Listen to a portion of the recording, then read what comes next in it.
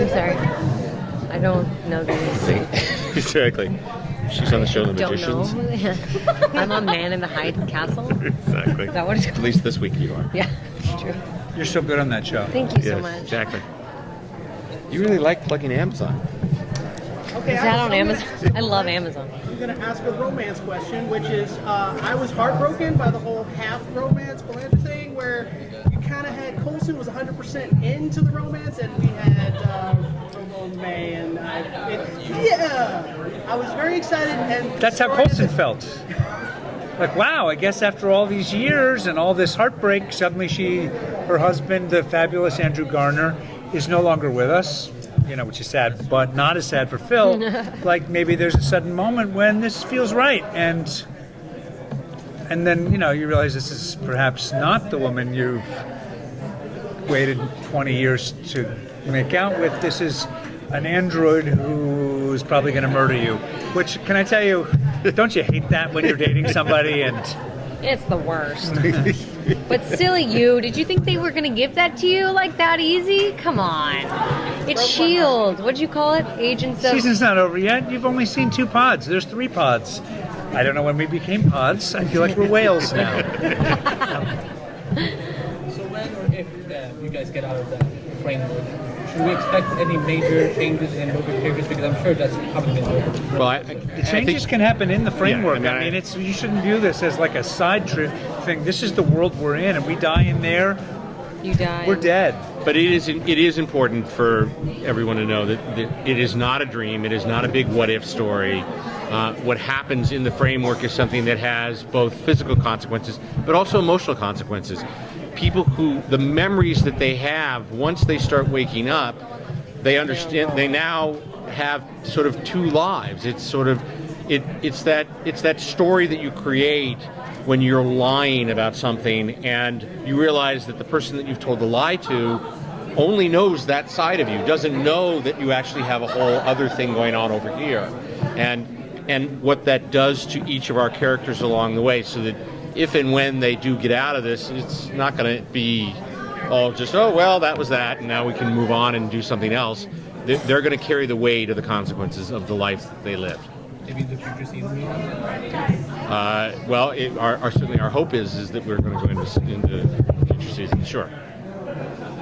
So jumping into the framework as like one of the only people who still kind of knows what's going on, what was She knows. your She's the only one. reaction? She seems the only one to know it even is the framework. Yeah, To us, exactly. it's just Everyone else life. is just living their life. Yeah. So, how do you balance playing a character who's also playing another character, kind of trying to go incognito? She's Sky again. She's Hydra, and also.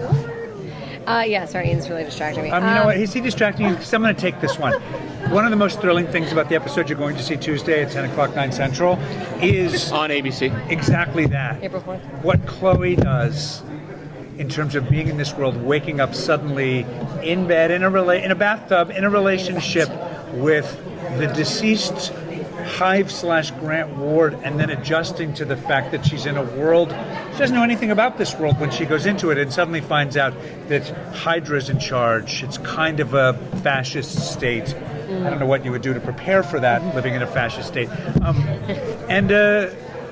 What she does, the performance is incredible. It's one of the great, I think, performances of the season, is just watching exactly what you're talking about, trying to, it's kind of Born Identity-ish. Yeah. Go not reveal yourself while trying to get information and find out who and what you are.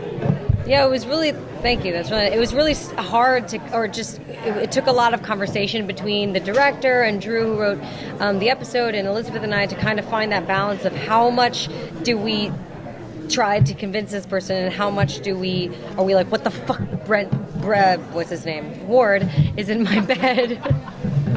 And she said fudge, just Sorry. so we're clear on Ward that. is in my bed, and all of this is happening, and because it's so abrupt. So it's kind of like trippy to watch, and I think the audience really reacted well today. So I hope everyone really likes it. Be like a reverse Dallas instead of him being in like the shower. No, but see, that's exactly, you asked the perfect question, because what Dallas did was it invalidated everything that happened before it. It basically just said it was all a dream. There's no responsibility. Even the only thing that happened was that, for those of you that are old enough to understand what he's talking about, what Bobby did was he woke up and he went, wow, it was so weird. Like, you were this and you were this. It was a little bit like Wizard of Oz. Is that the finale? And instead, this is something that Daisy is actually experiencing what is happening. She is seeing her friends do wonderful things, terrible things, magical things, and going, my mind is completely blown. I will never be able to turn this off. I cannot forget what happened. It's not a dream. These people are actually doing this thing. And it's the Darkhold, so at a certain point you start to think, I feel like something's going to happen and suddenly this won't be the framework anymore. That will be. We'll find out that what we came from never happened and that this is the reality. There is that possibility. No, I thought he meant Corbin Dallas. I thought we were talking about Thank you, people. You mentioned there's always an uncertainty. Fifth Element. So do you try to wrap it up? Do you try to have a self-contained season? Or do you think...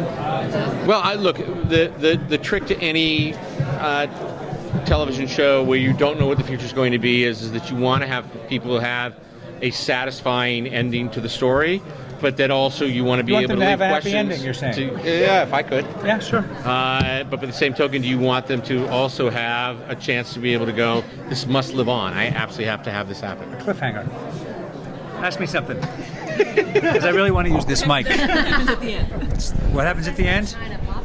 Here once, twice, 3 times inhuman. And I... Question. Here's one. Coulson is the school teacher and so just focused on following the rules. Yeah, he is. What's up?